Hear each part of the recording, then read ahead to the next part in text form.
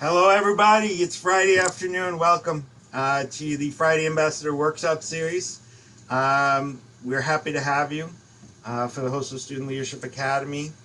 I'm talking backwards today because we were volunteering out in the cold and giving out some great food to families in need and students.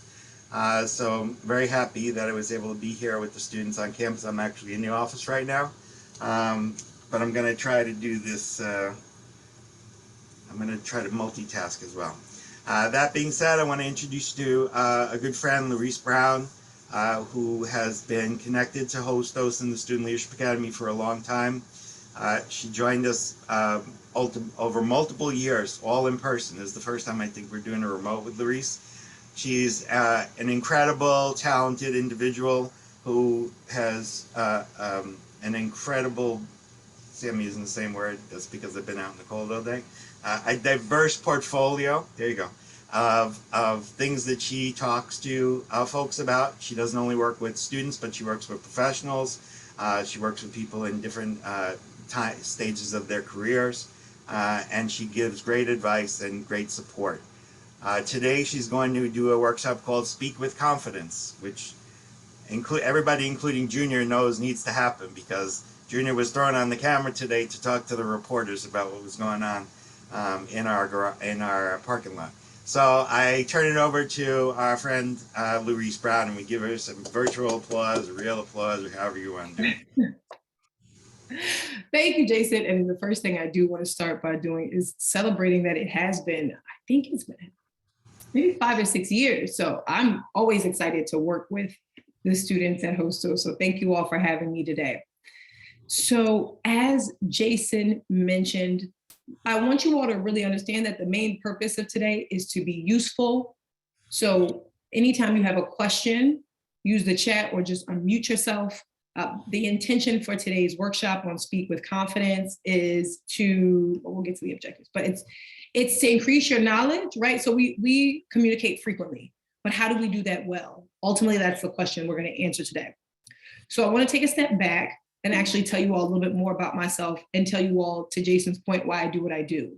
So when I graduated from Gettysburg College, what became very clear to me is that what we tell students going to school is going to make them successful, and then they go transition to work and they're like, this has nothing to do with school, right? And that was frustrating for me because I was told, you go to school, you work hard, and you'll be fine. And I did well in school, and I still felt like there were some gaps related to the workplace. So what I did is in 2014, I founded Brown Coaching and Consulting. While in my master's program at NYU, studying educational leadership, advocacy, and politics, which is a fancy way of saying what's happening in education and what can we do about it. And then I pivoted into C-Track training in 2018. So when Jason mentions that I work with people at talent, you are talent, right? Talent is the people that work in organizations at various stages of the pipeline. That's what I do. So I work with students like you. I work with entry-level professionals. I work with managers, mid-level managers, all the way up to CEOs and senior leadership. You can also find my work in Business Insider, Fast Company, Huffington Post. I'm always talking about communication leadership. And that's the theme we're going to focus on today. So the first question that we have to answer whenever we talk about, this is our agenda, right? I do want to let you all know that 2-hour workshops can feel long. About midway through, we will take a break. So communication is important for us to discuss because it's something you probably hear all the time. You probably hear people say all the time, well, communication is critical. Communication is important. But it's easy for us to say, well, what does that really mean, right? Especially as, wait, I'm gonna check the chat.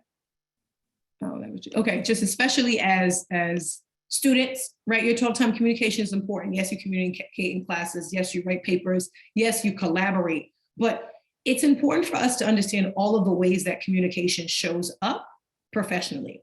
So I just want each of you to take a moment and take a look at this chart, right? Because communication and leadership often go hand in hand. And I know you all are part of the Leadership Academy, but I also hope that you all view yourselves as leaders. So as leaders, emergent leaders, current leaders, and just as talented professionals, I want you to take a moment to look at all the different ways you will be accountable for communicating. So as you can see, inspiring and motivating others, displaying high integrity and honesty, solving problems and analyzing issues, drive for results, communicating powerfully and prolifically. Prolifically is like Nipsey, like prolific is frequent, right? Collaborating and promoting teamwork, building relationships, technical and professional expertise, displaying a strategic perspective, developing others, taking initiative, innovating, championing change, connecting the group to the outside world, establishing stretch goals, and of course, practicing self-development. So again, the intention of this slide is to give you all an understanding of why we're focusing on communication skills today, right? There's a wealth of skills that you will need when you get into the workplace, but one of the most critical that is involved in almost all of your business and organizational interactions will be communication. Now, right now, right, sometimes when we talk about ourselves as leaders, when we look to the workplace, we can feel a little bit disconnected. We can feel like, okay, well, I know that's where I'm headed, but what about where I am? And so I want you all to take a moment to put yourself back in the seat that you're in and think about all the ways that you already have to effectively communicate. I want you to think about your relationship with a close friend that you have. How was that relationship built? We often talk about networking, right? We certainly have to communicate and network. I mean, communicating is a part of networking, but think about your closest friend. How did they become your friend? You communicate with them, you talk to them. Think about your ability to display integrity and honesty. You do that through verbal expressions. And integrity specifically, right, is someone who can align their words with their actions. These are things you're already doing. Again, what I want to highlight for you now, even before we start looking ahead, is for you to recognize all of the ways that you're currently communicating that connect with what you'll need to communicate in the workplace. Solving problems and analyzing issues, right? Think about it. A significant reason, the main reason everyone has a job is because you solve a problem. But think about the ways you're currently already solving problems in your own life and the way you're able to analyze an obstacle. This is important, right? This is important, and this is also a skill you will use at work. Collaborating and promoting teamwork. So I know Jason was just speaking about many of you all volunteering and coming in from that. So think about the ways in which, in order to get something done on a team, you have to communicate and you have to do so effectively so everyone knows their role and everyone knows the outcome. A drive for results. You have to keep in mind, especially during times of difficulty, what the big picture is. What's the point? What are we all aiming to get done? And then, as you all saw, that on the previous slide, communicating powerfully and prolifically. As student leaders, you're accountable for motivating, inspiring people. There's a powerful way you can communicate that can inspire others to take action.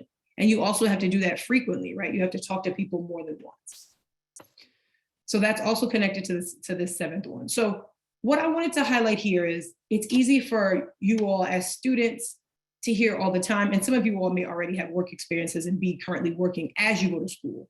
But what I wanted to do is to let you all know that we often focus so much on what's to come, and we do. That's the purpose of this workshop, to prepare you all for the workplace, no matter where you are in your talent level. But I don't ever want to discount where you already are, because giving you all relevant experiences or helping you all see what's relevant now is better for learning. Okay, so for the first part, what we're going to do, this whole presentation is called How to Speak with Confidence. But the first thing we really want to hone in on is what does that mean, right? What kind of speaker do we want to be? So what I mean by this is the most critical career skill is effective communication. As you saw, all the ways that we are accountable for communicating in the workplace. Now, how you communicate impacts your ability to achieve results, build relationships, and influence others. It also impacts how you advocate for and represent yourself. And this is critical, especially as we transition into the workplace and as we go looking for jobs and other opportunities. So what we're going to do in this first section is dive deep into what it means to speak with confidence so that you can understand the nuts and bolts of what makes an effective communicator. So often we believe we have it or we don't, but communication is a skill, and a skill is a learned ability. So the first thing I need you all to do is, do you all have your cameras on your phone? No? Yes. It's my time in chat. Do you all have cameras on your phone? Yeah, we all have cameras. Okay. So what you can do is literally, just watch me. You open up the camera on your phone, and then you take a picture or actually you don't even need to take a picture. It should bring up, the QR code should take you to a polling question. So let me make sure it's live, because sometimes the live poll is not there, but it says, hold on. Q&A, right? Hostos workshop. Yes, but it should be the first one you're answering. Hold on, this is not you all, this is me. Because it should be live, the Hostos one, so that you all can answer the first question, which is what type of speaker or communicator do you want to be? Hold on. Oh, it works, you're in? Are you in, Tiana? No, are you all in and you see the poll, or you're in and you see the ask the question? Neither is wrong. It's just helpful feedback for me, so I know. It shows ask the speaker and it says type your question. Okay, see, this is a great example. That is not what's supposed to be here, but we're gonna go with that. We're gonna go with that. So And it says like, it shows a poll, it says go to Q&A. When I click on that, it just goes back to this page. Q&A, I know. So it's supposed to be a question. Okay, see, this is technology in real time. What we're actually gonna do is, this is great. If you all have a question for me, you can ask it there. But the first thing I want you all to do is to answer. So let me pause. Do everyone, when you can, do use your phone to use the QR code, because I do want you all to interact and ask questions throughout, right? And I can take a look at this and answer your questions. What I want you all to do in the chat is to answer the question. I'm gonna put it here. What type of speaker do you want to be? Right, and so an example of this is, I want to be charismatic. I want to be confident, right? Funny, engaging. Just think of 3 adjectives at most, no more than that, but at least 1 or 2, right? What kind of speaker, like if I were to say, hey, I'm trying to get the name of Hamam, I see your name written here. So if I was like, hey, Hamam, I hope I'm saying that correctly. What type of speaker do you want to be? I just want you all to write that in the chat. What type of speaker do you want to be? Because that's going to anchor the feedback that I give you all today. And also help you all see that everyone doesn't want to be the same type of speaker. So take a moment in the chat. What type of speaker do you want to be? Okay, Leon, I would like to align to Socrates and who he was as an orator. So when you say that, align with Socrates, do you mean like philosophical? You want to come across as a critical thinker? Okay. Philosopher. Like so philosophical? Correct. Okay, awesome, okay. So someone who has a lot of thought around something. These are really good, you all keep going. Yassine, I received yours, thank you. Okay. Perfect, confident, clear, concise when needed. Excellent. Okay, this is good, because what we want to do is, we want to demystify this, right? Everyone's like, just, everyone's like, just go out there and do your best. Or everyone's like, okay, it was by mistake that it was direct. Okay, thank you, because I went, perfect. Okay, keep writing that in there. Remember, my task for each of you, and I'm gonna reference this chat, so please put it in here, is to help you all understand what are the elements that impact the exact type of speaker you want to be. Okay, so from the speaker perspective, right? Now remember, the speaker is me right now, but it's you all, right? Remember I asked you what type of speaker you want to be. You're asking yourself, well, what makes a confident speaker? Now, anyone ever heard of the theory of 55-38-7? Or has anyone ever heard someone say, it's not what you say, it's how you say it? Anyone ever heard that? You can put up a little more. Anyone ever heard that? It's not what you say, it's perfect. Okay. I'm sorry, I have a quick question. I wrote my answer in the Hostos workshop link thing that you sent us instead of in the chat. Was I supposed to write it in the chat as well? Yes, write that in the chat. Oh, I see it here. This is good. Okay, here's the thing. Someone wrote anonymous, and that's going to be hard because I want to go through each of your names when I give you feedback on how to be the type of speaker you want to be. So if you wrote it in anonymously, then that's not going to be helpful for when I go through each person and tell them how to be that speaker. But if you did it, if you're Tiana or Hamam, then that's fine. Okay. Okay. But my question was like, should I write it in the chat, like in Zoom, or was it fine that I just wrote it like on the platform that you gave us? Yes, it's fine as long as you didn't submit it anonymously. That's what I'm saying. Someone submitted it anonymously. And if that's not you, then you're fine. Because when I give you feedback on how to become that type of speaker, like confident, then I can give you the elements that go into it. If it's anonymous, I'm not going to know who to point to. Is that clear? I don't want to confuse you. I don't want to confuse myself either. So how about that? Okay, all right, there we go. Okay, so perfect. So there's a reason, the reason why people say that, right? It's not what you say, it's how you say it, is because there's 3 elements that go into how a listener receives a message, right? So we're the speaker, we're speaking out. We're asking ourselves, well, how do I come across confident? And there's 3 elements of it. Now, there's content, there's tone, and there's body language. Which one do you think most impacts how confident you come across to the listener? Which one is 55% of how your message is received? Is it content, tone, or body language? Let me know. I think it's body language. Oh, let me know. Yeah, Junior, is that you? No, that's good. Yeah, That's good. yeah. Yes. Okay, Junior, you got it. Body language, right? So the theory 55-38-7 says that it's our body language. Now, Could when I explain why, or? Oh, yes, go ahead. Okay, so the reason I think it's body language is because I was always taught that when you talk to someone, you look at them in the eye. It's different in other countries, but it's usually you look at them in the eye, make eye contact, so they know that you're listening as well as when you're talking to them, because they speak too sometimes a lot with their body language as well. So even though you're a speaker, you also have to be a listener because you need to know what they want to hear. Because Yes. so if you don't know what they want to hear, you can't speak well enough because they won't listen to it. So They're listening in terms of content, what's in it for me. Exactly. yeah, so your body language, also being charismatic is good too because if you're very passionate about what you're speaking about, even if they're not interested, they will sign in per se. They'll Yeah. be there to listen, even though they're not interested. And it's that like and also hand movements, it's something that makes them look because it's the same thing as how when something moves in your peripheral vision, you look to it, you know? So the same Right. thing with moving your body. If you move it a lot, they're gonna look at you because they're like, "What is he doing?"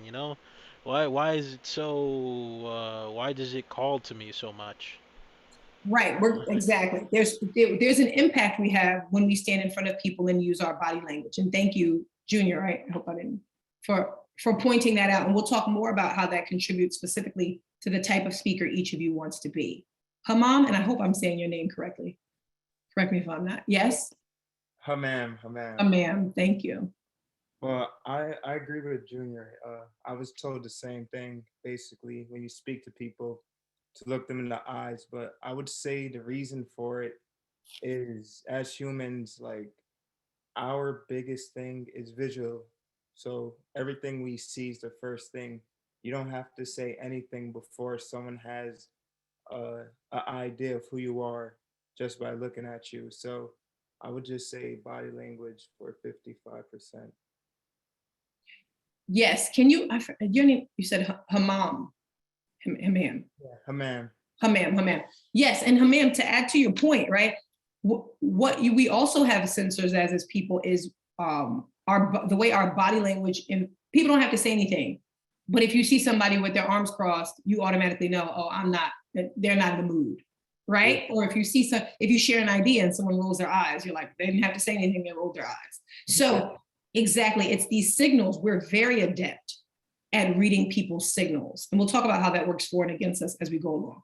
But yes, as Junior and Hamam have noted, it's body language, right? And so for you all, what that means for you is if you are somebody who is afraid to use their hands, or if you're somebody who, when you use your posture, even on Zoom, if you slump, right? Or if you're somebody, as they spoke about with eye contact, you hesitate to make eye contact, that will be read as you are not confident. And we'll talk more specifically, again, in the context of the type of speaker you all want to be. All right, your message represents 100%, 55% is already gone, 45% is left. 38% of your message comes through what? Tone or content? So 38% of your message, do you think that is tone or content? You can unmute yourself or write in the chat. I want to say tone. Saran, am I saying your name right? Saran? Yeah, Saran. Saran, excellent. Okay. Saran, you're correct. It's tone, right? It's why. So just a quick sneak peek into that. Tone, remember, the speaker perspective, what you're going to see is almost think of these as the tools. Gesture is a tool underneath body language. Your posture is a tool, right? These are all means to an end, right? Your eye contact is a means to connect. Underneath tone, tone is pace, how quickly or slowly you talk. What they found is that people who talk too quickly actually come across as nervous. Your pitch is how high. So specifically for women and those identify as women, when you, if your voice goes up, or anybody with a high voice, right? They call that upspeak. Have you ever heard somebody when they make a statement, but it sounds like a question? It's like, yeah, I'm definitely gonna do that. Versus I'm definitely going to do that. So whenever someone, it's like, oh, I'll do the project. I sound unsure versus I'll do the project. So pitch, right? So one of the things that happens is people listen very closely to how we communicate a message. Same thing with volume. What they found is that, think about it. When you're talking one-on-one, someone can say, hey, I can't hear you. Can you repeat that? But when you're talking in front of a large group and someone can't hear you, they're turning to the person next to you and they're like, well, what did they say? But then after that, you lose them. So again, there's body language. That's the most significant aspect of how your message is received. There's tone, and then which is 38%. So 55 and 38 is 93. So how much of your message is content? You can unmute yourself or you can put it in the chat. So if we already have 93% done, how much of the message is content? 7, exactly. Umu, I hope I said your name correct. If I didn't. Yeah, Umu. You said, say it again? Umu. Thank you. Exactly, 7%. Now, this is not, we're going to talk within context, right? I don't want you to run around saying, wait a minute, what I say doesn't matter. That's not what I'm saying. But what I'm saying is when you consider all of those ways you're accountable for communicating as a leader, and even in terms of the ways you communicate now, motivating and inspiring others, building relationships, in initial impressions, your body language and tone can outweigh your content, right? And let's talk more about this. Now, we talked about it from your perspective. We gave you the tools. Let me go back a little bit though. Your tools for content are word choice. What are the words you use? Details, meaning how much context you give, and transitions. Especially in the era today where there's a lot of content and people have short attention spans, you often have to use words that are like, before I move on to the next piece, what I want to wrap up with is this. Or as I go here, you want to make your transitions clear because they give people an opportunity to re-engage. What I also say is, I'm going to send Jason the ebook that corresponds with this presentation set. So please just listen, pay attention, ask questions in the way you all are already doing. Don't feel the need to write everything down, okay? All right. So we already talked about it from your perspective. Let's talk about the listener's perspective, which Junior brought up as well. So as a listener, so as a speaker, you're probably asking yourself, I want to come across confident. But as a listener, I'm like, well, are you credible? And there's a little bit of a difference there because the listener is like, should I believe you? So that's an important thing to reconcile from the beginning, right? When I say reconcile, I mean to understand as a speaker, you want to come off confident, but as the listener, what makes you come off confident is me being able to say, I can believe you. And what makes me believe you, right? Especially if we talk about, I want to go back now into the type of speakers people want to be. But if we talk about what makes me believe you, I'm looking for your body language because presence shows that you're comfortable taking up space. Authoritative, right? And authoritative doesn't mean you overwhelm the room. Authoritative just means, listen, you demonstrate a comfort with being seen, right? With visibility. Same thing with commanding. A lot of what we look for in body language is that you're comfortable when the spotlight is on you. That's how we read as you're credible. And that's how as a speaker, you come off confidently. So for people who said they want to be engaging, which I think somebody wrote, exactly, right? People say you have a presence or you have an executive presence. Presence specifically though, is how comfortable you are in silence. So just think to yourself, if the spotlight was on you and you had to stand there for 5 seconds in front of an audience, would you wait the whole 5 seconds or would you feel the need to say something, right? Because presence literally is the spotlight is on me. I don't feel like I have to rush and begin. I feel like I can begin when I'm ready. Just a question to ask yourself. So tone, so what they found that engaging is an engaging tone. So engagement is fully tone, right? Whether or not somebody is engaging does not have to do with the words that they use, but in their delivery. And specifically, when we talk about someone who is engaging, you can think of tactics like when somebody tells a story. Think about when you tell a story, right? When you tell a story, what you don't do is you're not monotone the whole time. You don't keep this same cadence or the same thing throughout. Sometimes maybe you'll raise your voice to make an important point, or you'll drop your voice at a certain part. So when you hear people say they're engaging, or again, I'll go back, I want to be engaging, I want you to really pay attention to your tone, how you use your voice, how dynamic it is. Now, competent is a very interesting one, because most people, everyone here, I'm sure in some way wants to come off competent. Competent is not your word choice. Competent is how you deliver. So what they found is that people believe you, one, when you talk lower and slower. So if you talk lower, and of course this comes, I always have to laugh at training people around communication, because it is around human bias, right? It's the recognition that there's a tendency, lower voices are more associated with male voices. So lower and slower. Remember, talking too quickly, people assume you're nervous. They found that they don't penalize you for how slow you talk. You can talk very slow and people actually will just listen along. Charismatic. People who want to be charismatic, what you have to emphasize is these people are very good with coupling eye contact with what they call vocal aerobatics, right? Anybody recall President Barack Obama as a speaker and how he'll say something and then he'll pause and then he'll begin again and talk like this and then he will slow down. So I say all of this to say, I'm gonna go back through each of the type of speaker you all want to be, but I'm confident for many of you, what you're going to need to pay significant attention to is your tone and how you use it when communicating a message. Now, content, clear. If you want to be clear, that does have more to do with content and word choice. Are you being succinct or are you being verbose? Verbose is a lot of words, succinct is concise, less. Relatable, to Junior's earlier point, has to do with, are you speaking to the audience in a language they can understand? Or are you talking to an audience and they're like, that doesn't resonate with me. Now, what we're gonna do later on is each of you has an industry you're interested in working in, or maybe you have a job in mind. I want to help you understand what's the language they're likely using in that industry or field to communicate with each other. The last piece is easy to follow. Remember, that has to do with transitions. So what we're gonna do now is I'm gonna go through obstacles to communicating, then I'm gonna pause and go through each type of speaker you all wanna be and give you a direct formula for how to be that speaker.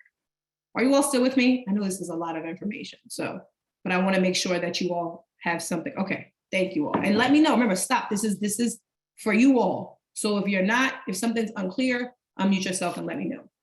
All right, now, obstacles to understanding, right? Now remember, have you put yourself in the listener's shoes right now? Have you ever been like, I don't know what this person is talking about?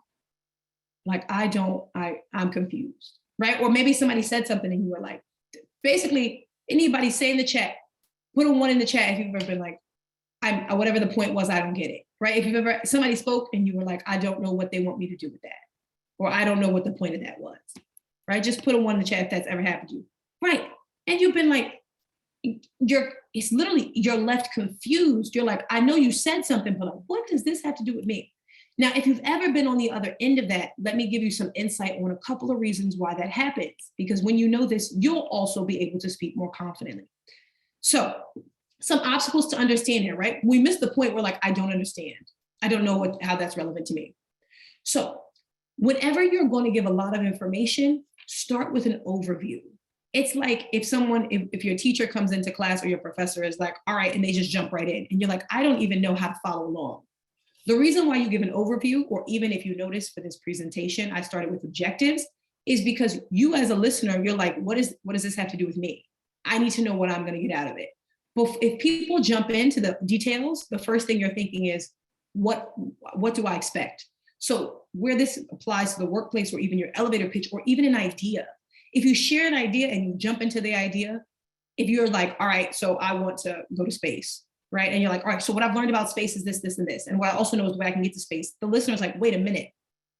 You have to start with, I'm going to tell you why I want to go to space. Or I'm going to tell you how I'm going to get to space. Don't forget, people need to know how to connect with what you're saying. So if you don't give an overview, people automatically, they're going to be like, I don't know what you're talking about. It's like when people jump into asking you something and you're like, wait a minute, why are you asking that? I'm confused. Another thing to keep in mind is, if you've ever had, anyone ever received a really long email or text from someone, right? Put a 2 in the chat, this happened to you. And you're like, it's not, you're like, you really long email or text, but you're like, well, what do you want me to do? Right? Really, really long. They give you a lot of information, but you're like, what, like, was there a question? It's just, am I just reading this? Right? You're like, what? Okay, a lot of information, no takeaway. So let's say you're trying to persuade, someone said they want to be persuasive. Guess what? If you want to be persuasive to me and you sell me on something, let's say you even sell me on a great pen, but you don't say to me at the end, hey, Lorise, I have this pen available for $3.99. Do you want to buy it? Or, hey, Lorise, this is why you should consider buying a new pen. And what I want you to do next is to evaluate your pen. Then I don't know, right? Then it's not actionable. You just said something, but part of being persuasive, right? In each of you, part of being persuasive, part of being informative, part of being motivating is like, what's the action? What's the takeaway? So maybe you're not making a sale or selling yourself. Then you just simply say, hey, I'm just giving this to you as an FYI because this reminded me of something you said. Even that helps the person close the loop and understand what's the point. Remember, you want to come across as a speaker, you want to come across confident. As a listener, they're like, are you credible? You show credibility, you show you understand me when you have a key point or when you're thinking about the questions I'm going to ask. So I'm asking as a listener, what can I expect from this? What do you want me to do with this, right? And then the final question is, anybody, this is another thing, and this kind of goes to the first one, but anyone ever felt so overwhelmed? I have to pay attention to this in trainings, right? But anyone ever walked into class and the teacher is talking about a subject and you're just like, that was a lot. Or just even a moment, you're like, that was a lot. That was a lot. That was a lot. Yeah, exactly. Put a 3. Even if you thought to yourself, that was a lot of information. Or when somebody gives instructions and you're like, I don't even know what? Right. You all have been the confused listener. And the point, so I'm going to teach you all a very important point whenever you're talking about yourself or an idea, is there's something called primacy and recency. We remember the first thing people say and the last thing people say. And we also remember the power of 3. Once you get beyond that, you overwhelm people. Unless you say up front, this is a list of 10 things to expect today. Then you set expectations, I know there's 10.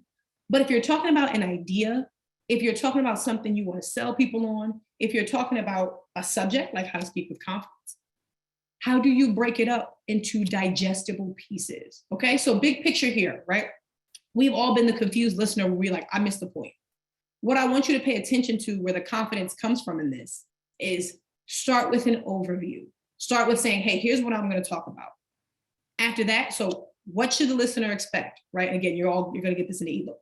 Second part is, what do you want them to take away? Third part is, what's the most important information and how do I make it digestible? 3 parts, right? There's something called the power of 3. So this will be helpful. The main piece of this, right? We're going to do 2 more of these, is for you all to understand that in order to come across confident, the listener expects you to know certain things so that they can actually understand the message you're delivering. Next piece. And remember, if you have questions or comments, I'm watching the chat, you can stop at any time. So next piece of this is obstacles of credibility. Now we talked about this, the listener in general is asking, are you credible? Credibility being like, can I believe you? Here's why the listener didn't trust what you said. Again, I want you to put yourself in the seat or in the space of the listener. Has anyone ever had someone who was telling them about an idea and at the end of it, the person was just like, yeah, I think so. Anyone ever had that? I guess we're up to 4 now, right? You can put a 4, right? The person was like, yeah, or like, that's something I think I want to do. Or maybe you did that, right? You were like, oh, that's okay. Sometimes I do it too, right? There's no perfect here. That's why communication is a skill, it's learned behaviors. So when we're speaking quickly and then we trail off at the end, people think we're nervous or that we don't value what we say. right? Because if we value what we say, we speak up. They can hear us fully. If we're trailing off at the end, then it's just like, well, maybe you don't want me to hear what you're saying, right? So I want you all to be conscious of that. If you trail off, so end the way you start, because then the listener's like, oh, I believe you. You're speaking confidently. You're speaking fully. Anyone ever mumbled or anyone consider themselves soft-spoken? Even if we take the mumbling out, because sometimes we're caught off guard when we mumble. Anyone consider themselves soft-spoken? You can just say me, right? Yeah, I do. Yeah. Me. So excellent. So the thing about being soft-spoken is don't ever let anybody tell you being soft-spoken is inherently bad. That's not it. What happens though is what we associate people who talk very low. Ooh, my throat itched. So thank you. What we associate with people who talk very low is that they aren't comfortable with everyone hearing them. Right. So what I want you to think about is if you're someone who's soft-spoken, that's not bad. My specific advice for you is to speak louder. Ooh, hold on. Ooh.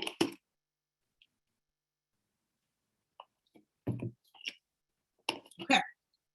Ooh. My specific advice for you, if you are someone who's soft-spoken, is to speak louder than you usually would. What does that mean? If you're soft-spoken and you even speak up a little bit, you probably feel like you're yelling. Anyone ever had that experience? So for the people who said me, when you speak louder, even a little bit, do you feel like you're yelling or that people feel like you're talking very loud? Yeah. Yeah. Except that's not how it comes across. People who are soft-spoken, what I want you to realize is that you can use your voice a lot bigger and no one is going to feel like you're screaming at them. But because your reference point for how you talk tends to be a little lower, the volume is lower, right? You have to train yourself. Exactly. But when I whisper, they say that, yeah. So you have to train yourself. The softer you speak, the more people are listening to. So this is a great context one. I'm glad Sabrina and Junior are bringing this up. The benefit of being soft-spoken can be that you maybe have already trained yourself to speak at a slower pace. Remember we talked about tone and pace being a tool of tone, right? So if that is how you're speaking, especially to a group, that's the thing, especially to a group, that is already an advantage you have. But when you're speaking to a group and you're speaking at a volume that's inaudible, then the engagement is more difficult. And again, remember, as a speaker, you're asking yourself, how can I come off more confidently? Is that you, Junior? Yes. So give me a moment. As a speaker, you're asking yourself, how do I come across confident? And as a listener, you're asking, how do they come across credible? As a listener, we talk with the way we interpret credibility is volume, because we can hear you. So we associate you talking at a higher level. Oh, I can hear you. They feel confident. They want to be heard. I don't want, again, anyone who's soft-spoken, I don't want you to say this is inherently bad. That's not what I'm saying. What I'm saying is in front of groups, when you speak up, you can likely push your volume up higher than you normally would, but you already have, than you normally would, because you already have a sensitivity to volume. So I would say in front of a group, talk louder than you're comfortable doing and know you're not yelling, but that people will perceive that as confidence. Junior, you have a question or your comment? Okay, yeah, I do. Cause I know you say speak slow, and so you can be heard more. Take pauses if you need them, because you need to watch your words as well. So I wanted to ask this question, because most of the time when you need to speak at like big events, they're like, oh, you only have 2 minutes, so so speak fast. It's like, oh, it's like, how am I supposed to, you get nervous very fast, Right. real quick, because you want to speak slowly so people can get you, but they're like, you only have 3 minutes, and I tend to trail off sometimes and get people sucked into what I'm speaking about. Right. um and so most of my because because of my work, I end up talking a lot, in front of a lot of people, and they're like, and so my superior, my supervisor, she's like, Junior, you only have 2 minutes, so just speak fast. And I'm like, isn't that counterintuitive though? Like, I need to speak slow so people can get me. They're like, but we're time constraints. So you're correct. Your supervisor is talking more from a space of, and so this is the thing. And we can go back to missing the point, right? Or even here. You can speak quickly. It's always an option to speak quickly. But then the audience, right? If we're speaking, I mean, sometimes we all talk to ourselves, myself included, right? Sometimes people talk to themselves. But if you're talking for the benefit of someone to retain and understand the information, and you talk very quickly, and I say this as someone, when I have a lot of information, I can watch myself go off the deep end and talk very, very quickly through a lot of different things. And what inevitably happens is you lose people. And so that's, again, I'm glad you bring that up, Junior, because your supervisor is not thinking from the space of, this is not a critique of them or their ability to supervise. It's more of a critique of they're giving you instructions that don't match the outcome. Ideally, people, it's like, okay, we only have a little bit of time. Maybe she would say to you, he or she would say to you, make your message, adjust your message to the time slot, because I want people to hear what you have to say. Versus telling you, just be quick. Because when we hear that, you're right, we're already nervous. We'll talk more about this. Your heart's beating fast. Some people get sweaty palms. Some people get dry mouth. You're already, your body's already nervous because you're in front of people. Then you go real quickly. And then what happens? When you ask people if they understood what you said, or if they heard it, or if you get feedback on what they retained, you'll realize they missed a lot of it. And that's the context that I'm speaking to you all in today, is that when we speak to deliver information, when we speak to support others, when we speak to develop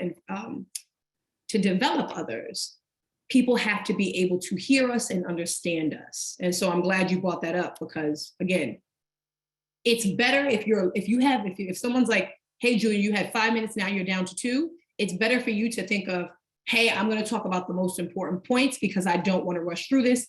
If you have more questions, I'm happy to clarify after. That's going to be more helpful for the listener, and you're going to feel more confident than feeling like you're going through really quickly and you're watching people and then they're kind of missing, or they're like, whoa, slow down. Was that helpful? Yes, thank you. Okay, and you can also say no. If something is not helpful, you all, I'm going to affirm or remind you all that the main thing for today is that you all leave with something you can take away for yourself. That's why I'm excited to get to the formula, which comes after this. So the final piece of this one is, if you're speaking at a high pitch and your emotions don't match your words. So anyone ever had someone, okay, here's a great example. We have a sensitivity to whether or not people's words match their actions. That's why we know we can say to people, are you being sarcastic? Like if I'm like, Saran, are you enjoying today? And you're like, and you say, yeah. But you say yeah, and then low. Like if you say yeah, very low and slow. Or if you're like, how was that? And you're like, that was terrible, right? Like we'd go be like, oh, somebody's being sarcastic, right? Because they're talking up at the same time. Their word choice is about how excited they are or how bad it was, yet they're using a pitch you use for enthusiasm and excitement. It's the same thing like when somebody tries to sell you something and you're like, and they seem dry about it. Anybody ever had that happen? And somebody tries to like, well, they're like, you should try this because I use it and I like it. And you're like, do you like it? How do we know when someone likes something? Their voice is a little bit brighter, right? I think it's also about practicing. So I'm looking at class where I can practice. Exactly. So we will talk about that. What to practice, Daniel. Thank you so much for bringing that up. Each of you, I'll give you points on what to practice, especially based on the type of speaker you want to be. So main thing for this last piece is if you want to be credible, then you want to finish how you start. You want to speak up so people can hear you, especially in front of groups. And also you want to match your emotion with your word choice. If you're excited, people expect to hear enthusiasm, passion, excitement, right? Something. It's also helpful to note that anxiety and enthusiasm are sister emotions that run off adrenaline. So whenever you feel nervous before you start, it's not that you're going to do bad, it's that your adrenaline is up. So you have to tell yourself, I'm excited versus I'm nervous. And then finally, you want your words again to match your actions. Final piece, because I know this is a lot, we need a break, and then we also need to come back and put this together for each of you. So obstacles to authority. Here's why the listener thinks you're uncomfortable in the spotlight. Now, they did research on leadership, and you know what they really found out about leaders is that leaders are the most comfortable in front of the room, either smiling or not smiling. Anyone here have a nervous laugh? Like you laugh and you're like, I'm sorry, this is not funny, but I cannot help but laugh. Yes. Yes, right? And what it is what they found is there's a discomfort, right? And so what we do is when we're not comfortable in the spotlight, and I used to do this too, right? I'm talking to you all, but I'm also walking you all through the things I discovered. If you have a nervous laugh, if someone asks you a question and you feel like you have to respond immediately versus taking a pause, these are all signs that you are not comfortable with being visible, right? And when we're not comfortable being visible, anybody ever walk down the street and you're like, I don't know why I'm smiling, but like, I'm very uncomfortable right now. Or you meet somebody and you can't stop smiling. You're like, I don't know why. It's because what you do when you're uncomfortable, it's also like people who over apologize. What we can do when we're uncomfortable being visible is what we do is we tend to do things that make us smaller, right? And so over apologizing, what it makes us smaller in the sense, is not to say we all apologize, or we all hopefully are comfortable apologizing. Over apologizing is when you're like, I am so sorry, or like for a minor error. Like even something when you're like, I want to say unmuting yourself and saying something. Some people are like, I'm sorry, I'm so sorry. And I want to let them know like, it's fine, right? So think about over apologizing for minor things, right? So the point of authority and visibility is how comfortable are you when the spotlight is on you? Do you take it? Do you take up space? Do you own it? Or do you do things that actually ingratiate yourself to other people because you feel like, oh, it's too much attention on me? Like I'm smiling because I really want to make you comfortable, because if I'm up here and maybe I'm not smiling or I'm not doing something that makes you comfortable, then I want to let you know that like I'm safe. So what I want you all to pay attention to here is, what do you do when the spotlight is on you? Now, the other thing we can do when the spotlight is on us is we can be rigid. We can turn into talking heads. We can go like this. Anyone ever had someone, or maybe when you speak, you just stand in the same space the whole time? You're like, I'm not going to move. I'm not going to. Or if you've ever heard someone, you're like, they said everything perfectly, but I that wasn't memorable. And it's likely because you didn't feel like the person was comfortable being expressive. Expressive doesn't even always have to be big, bold, and gigantic, but when we're comfortable being visible, we give ourselves a range of emotion. We can smile or not smile. We don't feel like we have to smile, and we don't feel like we have to be serious, right? We're like, oh, that was funny, I smile. I don't think that's funny, I'm not gonna smile. So think about when you're in front of people, if you really give yourself the full range of expression, or if you're like, I'm smiling, or I'm laughing, or I have a tick. Think about your nervous tick. That's a great way to see how comfortable you are with authority and being visible. Hamam, I saw you. I want you to, I'm gonna get to your comment or question. I just wanna say, the last thing is, everyone has something that happens when the spotlight is on them.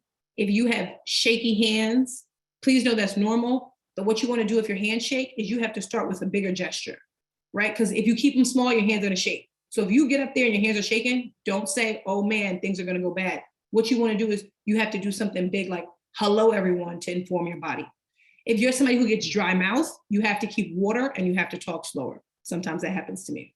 If you are someone, anybody get flushed, right? Your body overheats. If that happens to you, you have to drink water, right? Because you have to calm your body down. So I want you all to know the very human things that happen to us. Some people also get sweaty pits and sweaty hands.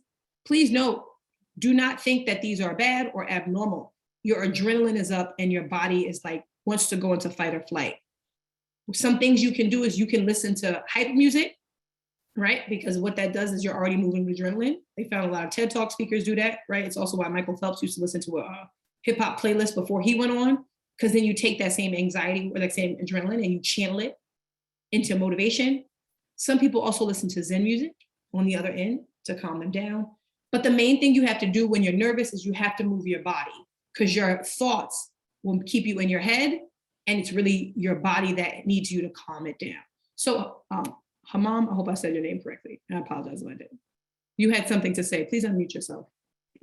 Yeah, Hamam. It's good. Hamam. I know it's not an easy name for most people. No, I'm gonna be it. Yeah, my question was, I think you said you was talking about presence and basically how you react in the spotlight.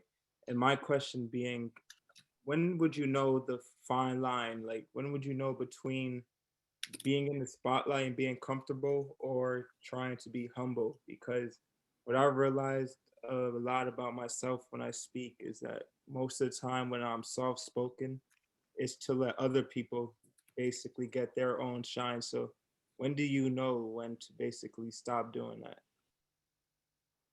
So, Hamam, I want to understand. So you are soft spoken from a place of humility to support others or to give others an opportunity to speak.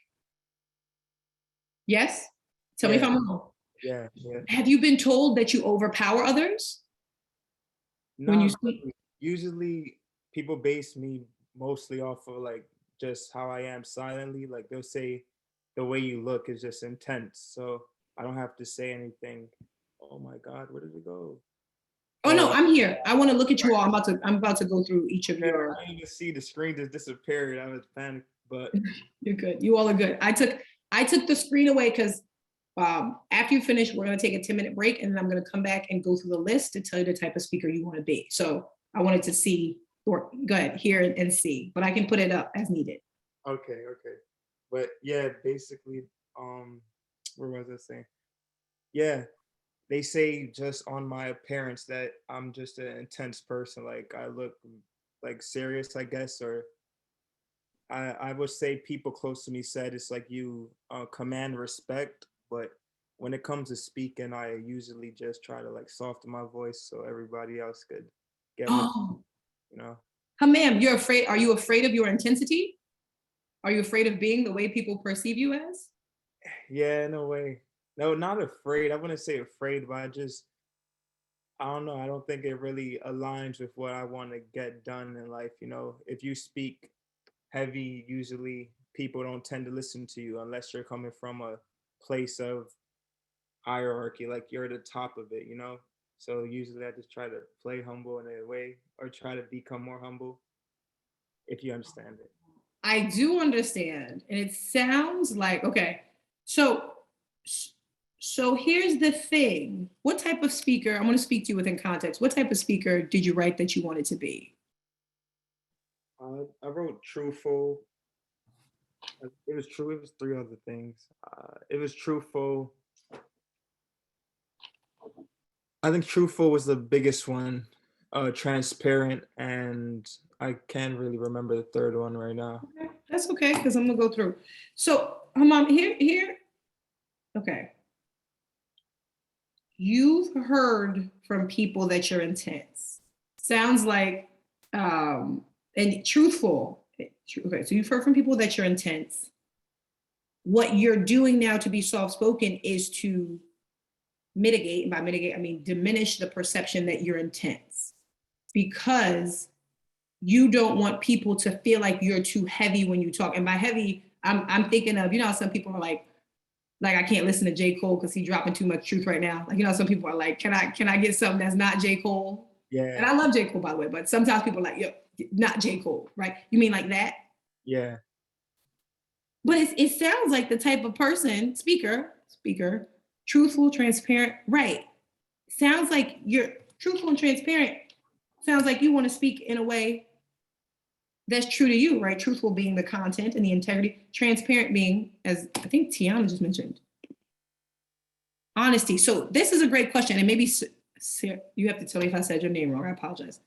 Serenade, is it that you want to be lighter, huh, ma'am?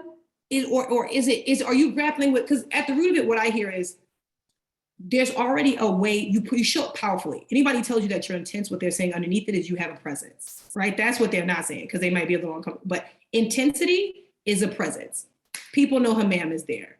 Now, maybe you're asking yourself, do I want to be that?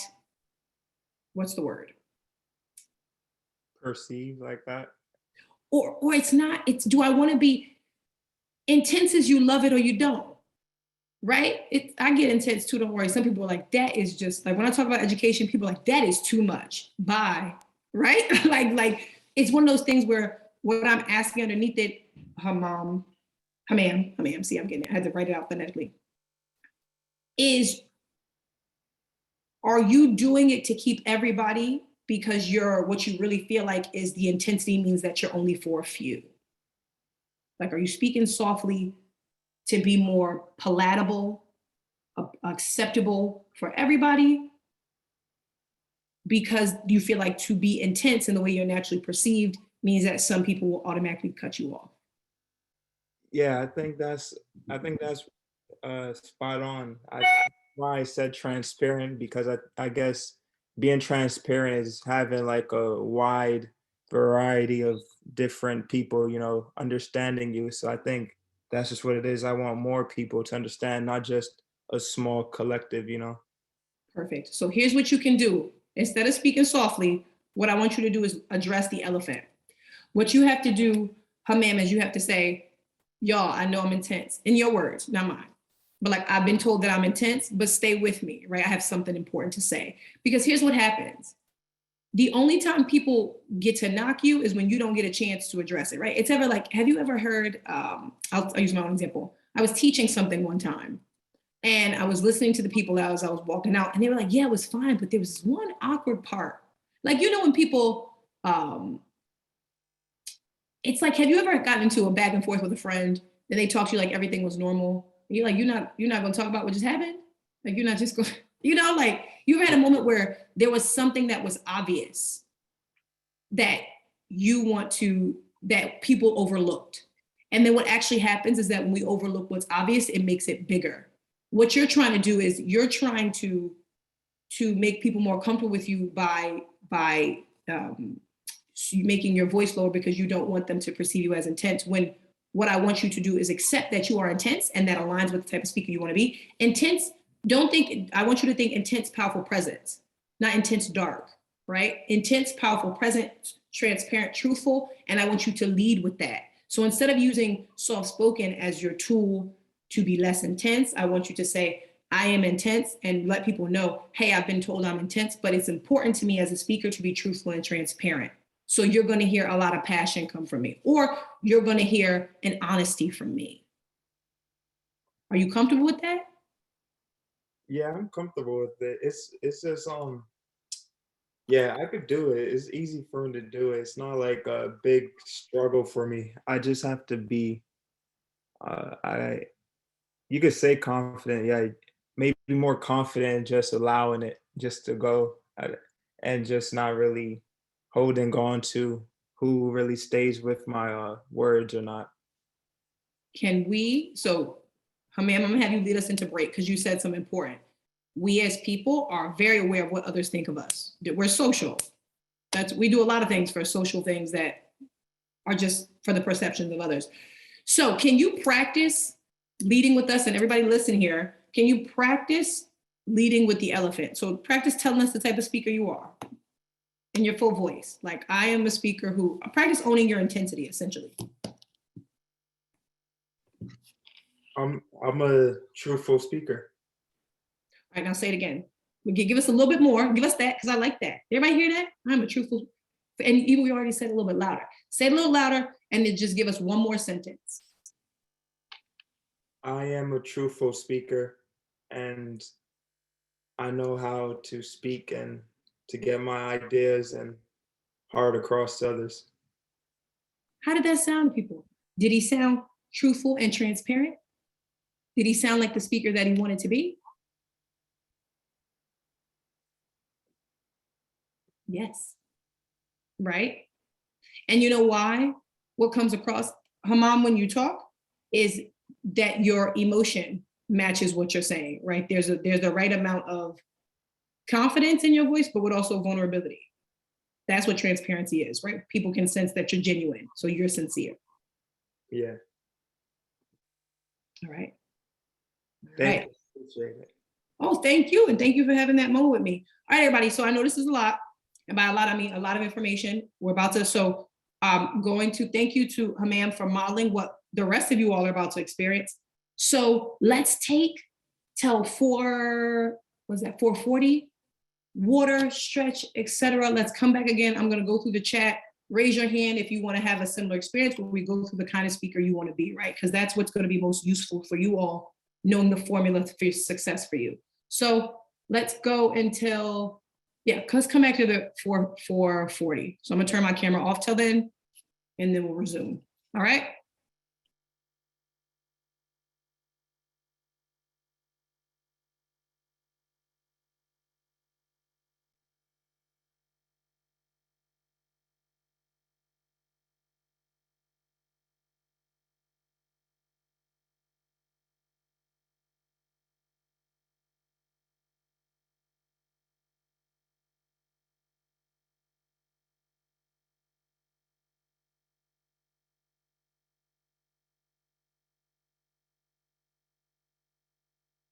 Oh, thank you. You're like, yeah, thank you.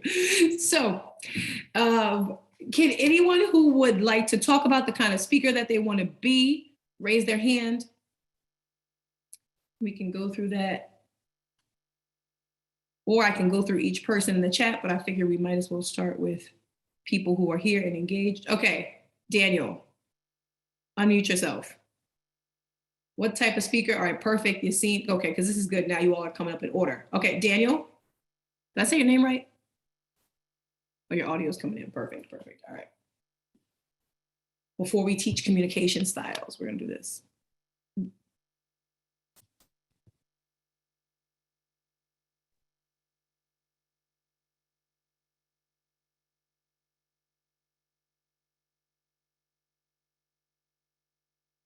Daniel,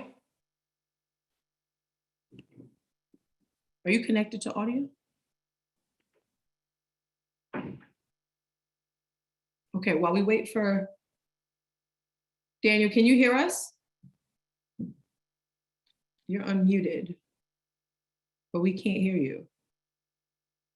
Okay, Yassine, I'm gonna go to you. Daniel, talk to us in the chat until your audio comes on. Can you hear us? We can't hear you, Daniel, so you might have to type it in the chat. But Yassine, am I saying your name correctly? Yes, you are. Can you hear me? Yes, yes. Okay, yes. So can you tell me a little bit? And then Daniel, I'm gonna go back to you afterwards before going through the chat and explaining the type of speakers people wanna be. So Yassine, tell us a little bit about the type of speaker you wanna be. So I would like to be a speaker that is engaging, credible, and also a speaker able to make impact on an audience. That's what I would like to be as a speaker. Okay, engaging, credible, impact on an audience. Okay, so is there anything, we went through a list of obstacles people can have, especially when it comes to being credible. Everything from trailing off at the end to not matching their tone or not matching their words, if they're excitement to an emotion. Is there anything you've noticed that you struggle with as a communicator? Yes, maybe the fact that when the light is put on me, I have some difficulty sometimes to say some basic words that I'm able to say normally without problem. And I also think that I'm transferring the fact that I'm nervous by like using like over like the body language. I think my hand move in opposite direction and it sounds being sometimes weird. So I think I noticed these two things about. Okay. So when you're nervous, your hands move, and what's the other behavior you noticed that the words you use don't come out the way you want?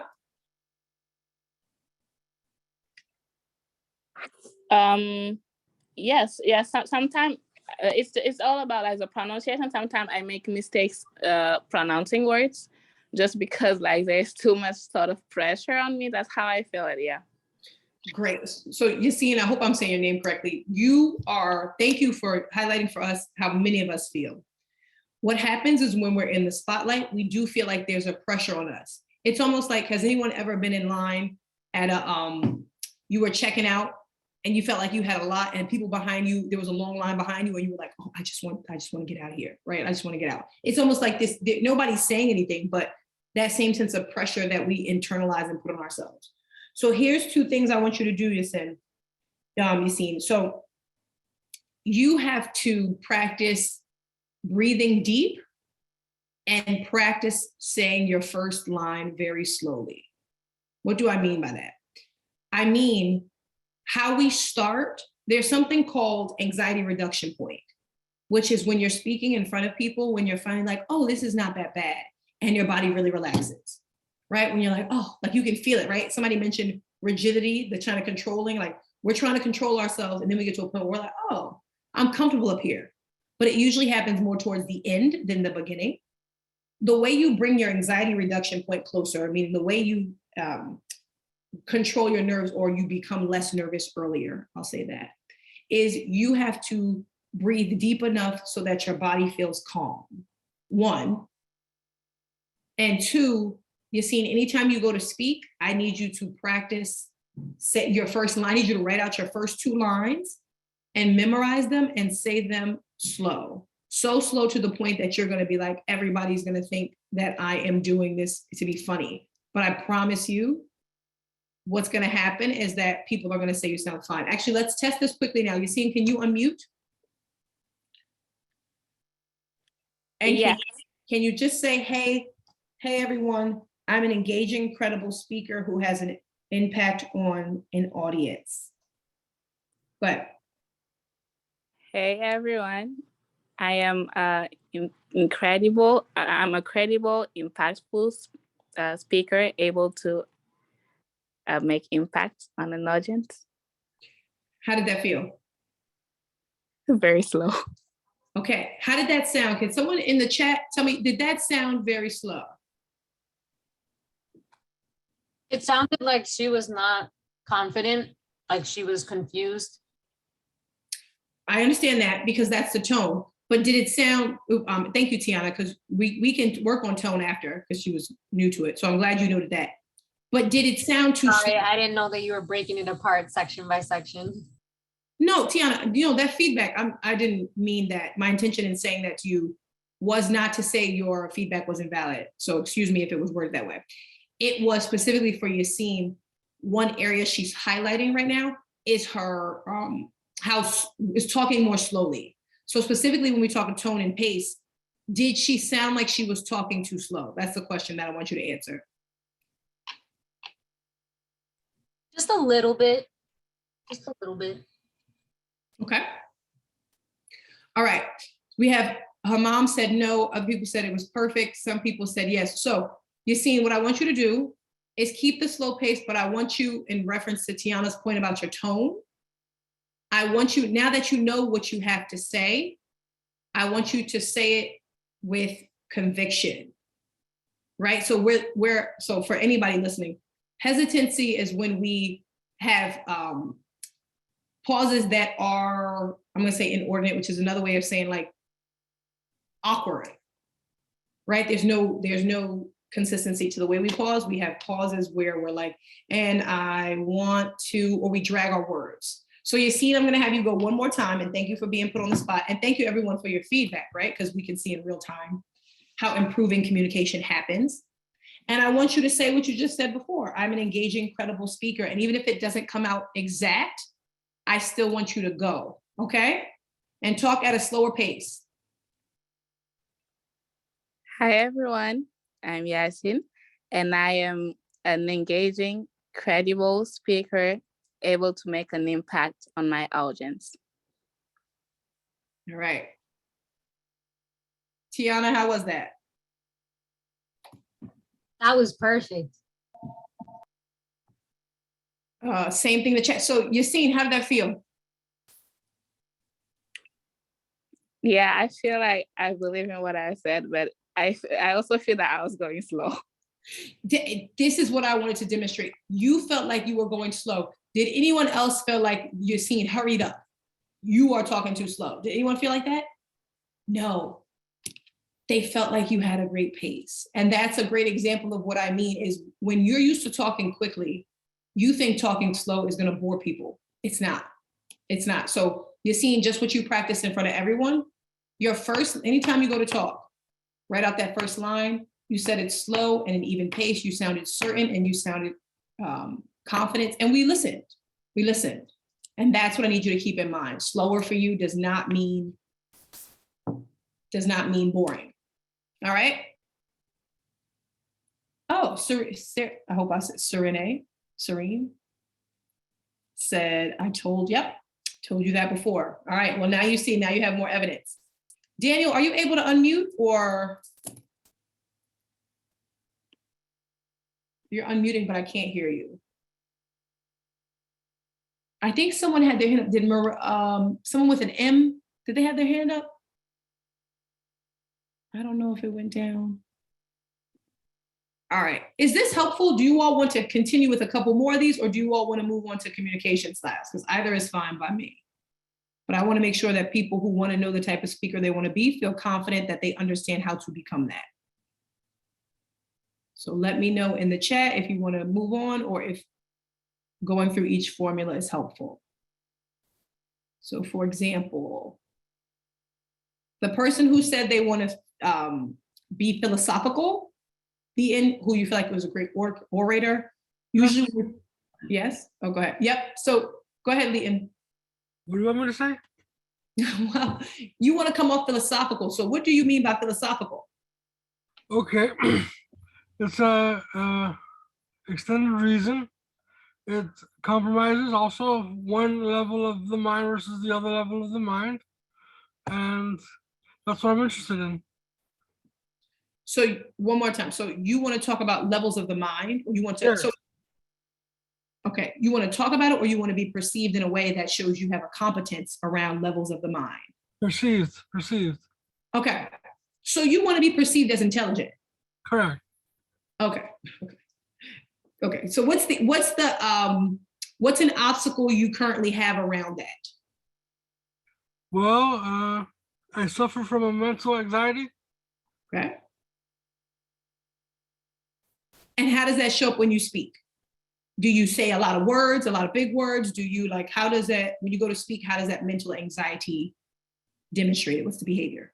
Maybe a little bit of laziness of the mouth. Like I don't have the ability to speak clearly at the moment. Okay, I can understand that. So one of the things, so here's the hack for you, Leeton. Sometimes in Yassine's case, we have to talk slower. Sometimes in your case, what you have to do, what you could do, not have to, right? You're not obligated, is you can speak more sharply when you end your words, so it sounds like you're talking quicker. So like almost, you know how on YouTube you can make something go 1.5x quicker or slow it down? Yes. So you see that page where you just said, yes? I want you to say, I'm a philosophical speaker, just a little bit quicker than you would normally say it. I'm a philosophical speaker. Okay. Now you want to sound, you said intellectual, right? Correct. So intellectual competence. Okay, so now say say it again, but not quick, just a little bit. Say it like this. I am a philosophical speaker. I am a philosophical speaker. All right, try it one more time. And then you all give me some feedback, right? Meaning Leeton wants to sound competent. Remember how we talked about competence? Competence being, you know that he knows what he's talking about. That's what competence is. You don't question it. So I want you to say, I'm a philosophical speaker, and then you can add something else. And then let's give some feedback on whether or not he is being perceived in the way he would like to be. I am a philosophical speaker, and I would like to announce my reason. All right. Okay, so what are we thinking? Yeah. So what you did there, so did you pay attention, Leeton, to what you did there? Improv? Improv, yes, but I want to tell you about the behaviors, right? So what you did there is, first of all, you raised your voice, your volume, right? And which is good because you used the point lazy, right? You spoke louder. Guys, do you now hear me? I'm Daniel. Oh, yes. We hear you. Hey, Daniel. Hey, how are you guys? Perfect. Thank Wait, you. Thank you for helping Hold on, me. Daniel. I'm gonna get right to you as soon as we wrap up Leeton. So, Okay. Leeton, so what you did is you spoke louder, right? So part of the lazy, sometimes when we speak lower and not lower, so sometimes when we speak slow but don't make it sharp, we can sound, like you said, lazy, right? But you spoke louder, and actually as you did that, you enunciated. The only thing you did, like you said, you no one can tell you were improv until you paused, and then you were like, and I want to announce that, right? So if you did that again, and they've already said it was great, the only thing you want to do is start how you finish. We were with you. Okay. So behaviors for you, louder, use the enunciation that you did, which makes it sound sharper. And then what you did really well is pause and then begin again. That's how you're going to be perceived in the competent philosophical way that you want. Thank you so much. You're welcome. Daniel, and then I'll teach you all workplace communication styles. Yes. So the speaker I want to be obviously persuasive and clear with my words. So people, they can get my what is my idea. Okay. So what's an idea you have right now that you'd like to share?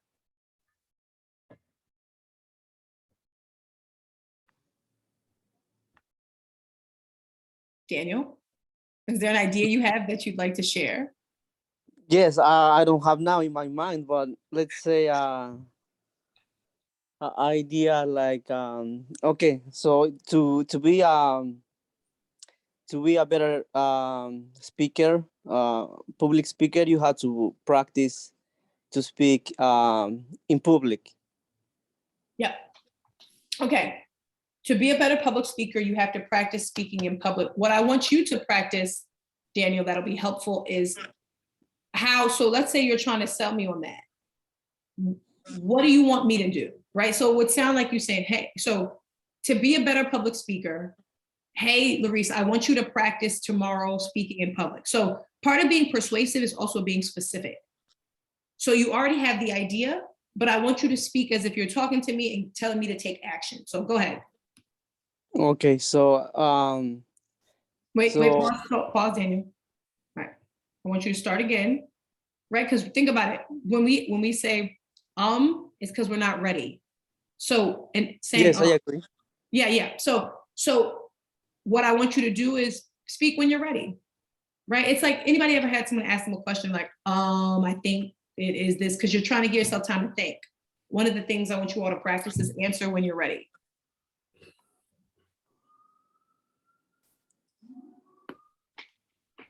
So Daniel, whenever you're ready.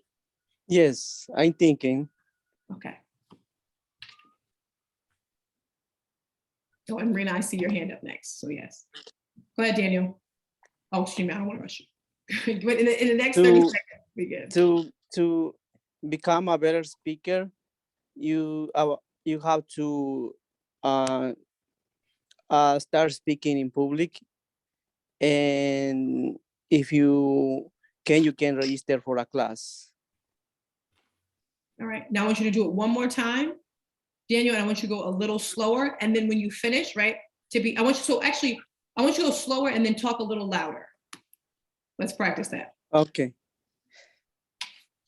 To become a better speaker, you have to practice in public, and if you can register for a class. You sped up a little bit at the end. Did everyone hear the beginning though? We have some feedback in the chat. Did you all hear the beginning?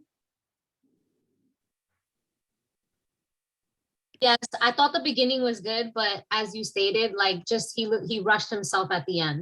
Yep, Daniel, that's exactly what Tiana said. And that's the same thing they're saying in the chat. So in the beginning, right, you owned it. You were persuasive, we were locked in. But then you could tell that you defaulted, which is okay, right? We default to our habits, which is to speak quickly. And then the persuasive aspect that you're looking for was not there. So say it again one more time, the pace you had in the beginning, right? To be a better public speaker, you have to practice public speaking, especially in class, right? Just say that, but really take your time and go slow. At the same time, use the volume, turn the volume up. Okay. To become a better public speaker, you have to practice that in public, or you gotta practice also in class. Yes. Do you know why that was good? Because even after you took a pause, you gave yourself a space and you came back with the same volume. So how did that feel for you? I think I feel perfect. Good. Good, right? And now you know what it's like, powerful, right? Yeah, yeah. You feel powerful when you take your time. It shows you're comfortable with the spotlight on you. Now, Yeah. Raina, one tip you can say next and still keep the pace. What's one tip to be able to think of what you are saying next? I'm here. You can say, Raina, you can go and then, Umu, what I want to say to you is one tip to be able to think of what you are saying next and still keep the pace. So you can say, the trick in general is the slower you go, the less obvious your pauses are. So I would say overall, if you talk more slowly and you need time to think, then if you take a pause and you say, you finish your sentence and you take a pause, it's not as obvious. But if you're talking really quickly and then you need a pause, it's going to feel more obvious. But if you want an expression that you can use, you can say, I want to take a moment here, right? You just extend, okay. Or as we move into what's next, as I focus on things moving forward, right? So give yourself a transition sentence that already says you're going to take a pause. I'm going to take a pause here as we transition. Or I want to take a moment here to slow it down as we think about what's next. The audience doesn't, right? They don't know that you're taking a moment because you are trying to think of what's coming up. They think you're telling them to take a moment, right? So yeah. So keep that in mind. Thank you. You're welcome. You're welcome. Okay, Raina, go ahead before we go to communication styles. Yeah, I'm not sure what I should do now. I've been doing a lot of listening. It's okay. So I'm supposed to say to you what I wanted, like what kind of speaker I would like to be. Exactly. Okay, so I think I said I would want it to be like charming, confident, and something else. I don't think I said persuasive. Maybe I did. I doubt it. I think I said confident, charming, and I don't know. I forget. I'm sorry. Excellent. That's okay, Raina. This is good. That's what we're here for. This is the practice. So charming is in the tone, right? And so is, and we talked about confident in different ways, but charming especially is in the tone. So what's a personality trait you want to demonstrate as you speak, right? People can be charming for different reasons. People can be charming because they are lighthearted. People can be charming because they are jovial, which is just happy. People can be charming because they tell jokes. Mm-hmm. But what kind of charming do you want to be? I mean, I think that for the most part, I would like to come across more of more charismatic. Yeah, just the female Barack Obama.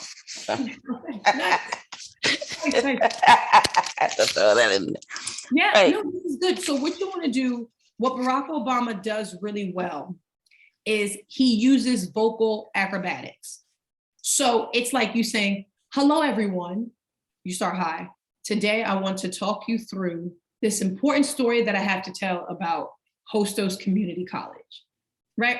So it's literally you being comfortable with the fact that you are going to start high, go low, maybe go quicker and then slow, right? Those are your tools, because the tools for charisma and engaging are the pace and the pitch. You know what I'm doing? Is that clear? Let's test it out. So Raina, I want you to think of a sentence. You could say, hi, my name is Raina de Santos. Today I'm here to deliver a presentation about what to expect from Hostos Community College, right? That's it. But I want you to say it in a way where every like, it's not the same pace throughout and it's not the same volume throughout. So just try it. Good evening. My name is Raina de Santos, and I'd like to make a speech about Hostos Community College and what to expect while you attend here. Okay, now I want you to say that again. And then at the end, when you say, and what to expect while you attend here, I want you to say it with excitement in your tone or something that is say it higher, right? End on a note where you demonstrate excitement. Okay. Good evening, everyone. My name is Raina de Santos, and I'd like to speak to you about Hostos Community College and what to expect when you attend here. Now, how did the end sound to you all? How did the end sound? So did you feel like the end, and you can also unmute It could be a little bit stronger. Okay. And when you say stronger, in what way, Estelle? Give us feedback that we can integrate. I have to know that she has landed, and then there need to be that emphasis a little bit. Make me know that you have landed. Oh, like you ended it, right? And what you can do here. Right. All right. So Raina, I want you to try it one more time, because what they're saying is, or what Estelle's saying is, say it, right? But when you say, and what we can do here, don't cut yourself off. So this is the other thing, Raina. Part of being charming and charismatic is Barack Obama does not rush his words. That's actually, he's very much known for not rushing his words. So don't rush through, go high like you did. And at the same time, when you finish and say, and what to expect here, let it end. And then, so like, don't feel like you need to say, and what to expect here very quickly. Take your time throughout. Yes? Okay. Just play with it. Go ahead. Okay. Good evening. My name is Rina DeSantos, and I'd like to speak to you about Hostos Community College and what to expect when you attend here. Now, I want you to try it one more time. Just because I think that's good, but I think you can add more excitement, right? Really? Like, I think, yeah. I think that did you think you Yes, I sound think excited? it's it needs more excitement, tone, so people can, Really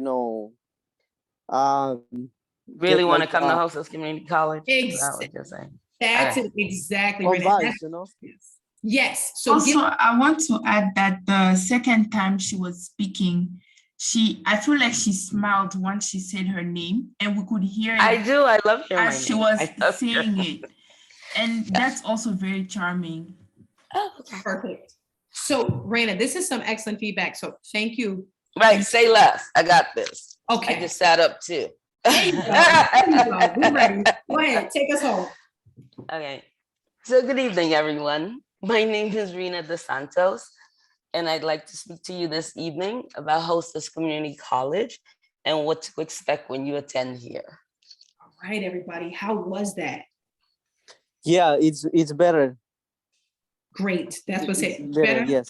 Great. Exactly. And again, hope I'm saying your name right. But Umu, great job picking up on smiling, right? So Raina, here's your notes. Like, Smile. that's what got me. Like, I was like, oh, that's what, yeah. Okay. People can tell when you smile, and part of being charming is enthusiasm. There's a lightheartedness. There's like, oh, like Suprina said, right? I'm excited and waiting for more. So you pay attention to your tone. Ask people specifically, can you hear in my voice that I'm excited? Okay. That's gonna be a key piece for you. All Okay. right. I really appreciate it, guys. Thank you so much for all your feedback. Yes, you all are doing wonderful. That's why I said, do you all want to keep going this way, or do you all just want to learn a communication style that fits probably the industry you want to work in? Can you all let me know? Because I want to do what's best for you all. It's me, Daniel, so I'm sorry to interrupt you guys. I think what we're doing also is helping us, to become better public speakers, because now we're practicing. Yes, you are practicing. All right, so let's give a couple people the next part. And then what I will say for you all is, if anyone has some time, because I want to respect everybody's time, I will stay for 10 minutes after. We'll cut the recording. So if anyone has something else they want to work on, just stick with me for the next 10 minutes afterwards, okay? All right, but I'm going to go teach workplace communication styles, because this is an excellent tool for thinking about all the ways people communicate that we don't consider ourselves. All right, so give me, all right, perfect. So I'm gonna share my screen. All right, so workplace communication styles are here. So what you all are gonna do with me is take a quiz, and here's why. So your workplace communication style is how you share information with others on the job, right? It's also how you like information shared with you. Not even just on the job, for people here who want to be persuasive, for people here who want to Basically, if you've ever had a moment where you were like, that person just said the same thing I said, but you recognize they said it a little differently, then you're going to benefit from this. Because communication styles are like love languages. Anyone familiar with the 5 love languages? I am. Oh, I read the book 100. Yeah, me and my boyfriend has read the book Correct. 100 times. He thinks I'm not paying attention, but so yeah, I've read. So for those who read the book and even those who haven't, there's 5 love languages, right? Like quality time, physical touch, words of affirmation, gifts, and acts of service. Basically, the main thing is we give love in the way we want love, even though the other person does the same thing, right? Everybody gives love in the way they want love. Communication styles are the same thing. And thank you, Joanna. Remember, you all will get an ebook after this. Main thing to keep in mind is you speak not based on the information the other person needs. You speak based on the information you're looking for. So what we want to do today is give you all a better understanding of, as you transition to the workplace, what are actually different styles of communication, especially if you're selling ideas, that you need to be aware of, right? There's 4 styles: personal, intuitive, functional, or analytical. Now, what you're going to do is take a quiz. There's 4 pitches I'm going to read, and then you're going to read, and you're going to pick which one is most persuasive to you. Once you've identified the one that is most persuasive to you, the old school romantic, I love the chat. Once you've identified the one that's most persuasive to you, then I will tell you more about your communication style, all right? So the way this is going to work is everyone is going to hear a pitch from a colleague. So here it is. You're a graduate student in the counseling department, and you're working with another graduate student that wants to implement a new onboarding system for students who need counseling, right? So think about, you're currently at Hostos, you're in the counseling department, there's somebody else you're working with that needs a new onboarding system for students. Your task is, after the pitch, you're just gonna say 1, 2, 3, or 4. All right, that's all you have to do. I'm gonna read pitch 1, and then I'm gonna let you read it yourself. So pitch 1. In our last meeting, I remember your comment. So this would be like me talking to you all, right? You all are I'm the colleague pitching to you. So I'll say, Raina, in our last meeting, I remember your comment about changing our onboarding system to increase student satisfaction. And I agree that the current system we use to process student requests could be improved. I feel that it's most important to keep the needs of the students we serve top of mind. A new onboarding system would increase outcomes for the counseling department and signal to our students that we value them. So I want you all to read that to yourself. Just take about 10 seconds.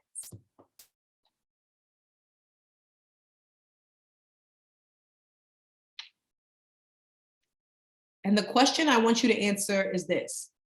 If a colleague said that to me in the counseling department, would I say yes? Would that persuade me to say yes and go along with the idea for a new onboarding system, or no?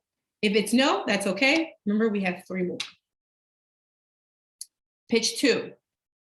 Right now, students share, remember, I'm the colleague, right? So I would be like, hi, Omu. Right now, students share all questions, concerns through a general support email, but I'd like to take the lead on implementing a new onboarding system that's customized to fit students' most requested needs.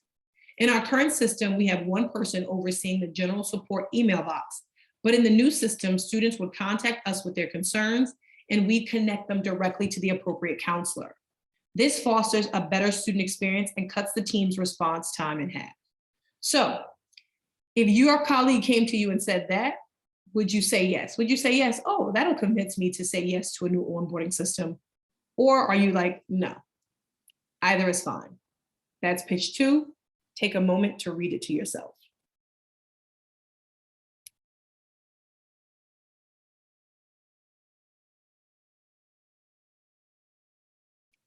All right, page 3. Remember, the only goal you have is to say yes. Would that convince me to say yes to a new onboarding system? Page 3. Wait, I read slow. Can you go back to pitch 2 real quick? Yes, I can, Tiana. And it's okay. You don't have to say you read slow. You all are always welcome to tell me, stay there, slow down. So thank you, Tiana, for demonstrating that. Okay, now I'm done. Thank you. You're welcome. All right, pitch 3. The new student onboarding system offers benefits to both students and counselors. Internally, the system is easy to customize to students' needs, and we can offer students clearer pathways for seeking support. Externally, students will experience faster service and live support so that their needs are addressed in real time. So take a moment and read it to yourself and answer the question, would this persuade me to go along with a new onboarding system in the counseling department? I like to. We're almost there, Rita, but you can put that in the chat. Just let's go through the Oh, fourth. we're not there yet? Okay, sorry. There's one more. That's okay, but you've identified yours, and that's the main point. It's not 3, it's 4. I thought it was 3, that's why. Oh, this is 3, but there's one more. There's 4 workplace communication styles in total. Okay. So let's go through the last pitch. Last pitch, pitch 4. The student satisfaction rate is down by 25% this year because of poor customer experience with our intake system. I'm concerned that the decline in satisfaction is going to translate into a decline in students seeking our support, because this is the second year where students have cited poor customer experience as the #1 reason for their dissatisfaction with our department. A new onboarding system is necessary to keep our students satisfied and to meet our goal of a 20% growth in students served. So take a moment, read it to yourself, answer the question, just like Raina demonstrated, right? Would I say yes to this?